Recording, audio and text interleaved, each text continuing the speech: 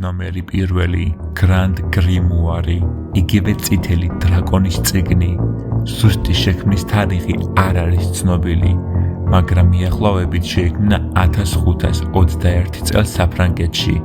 წიგნი არის ერთ-ერთი ყველაზე ცნობილი სახიფათოდ შერაცხული ნამუშევარი დემონოლოგიისა და შავი მაგიის ისტორიაში. ითვლება, რომ ის შეიცავს რეალურ მითითებებს, თუ როგორ შეიძლება გამოიძახო დემონი, მათ შორის ლუციფერი. ძველად შავი მაგები ან ჭადოქრები სპეციალურად იძახებდნენ მათ, შესთავაზებდნენ საკუთარ სულს, რათა მიეღოთ ძალა, წარმატება ან საიდუმლო ცოდნა. ნაწარმოების ფრაზები გამოიყენება თანამედროვე ოკულტიზმში.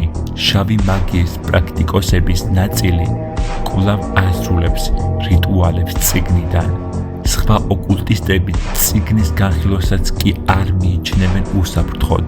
გადმოცემის თანახმად, წიგნის ორიგინალური ვერსია დაცულია ვატიკანის საიდუმლო არქივში, ხოლო ინტერნეტში გავრცელებულია აზლები, რომელიც ან მცდარად ითარგმნება, ან განზრახ არის შეცვლილი სიტყვები, რათა ადამიანმა ვერ შეძლოს მისი სრული გამოყენება. სრული ვიდეო იხილეთ ჩემს YouTube არხზე.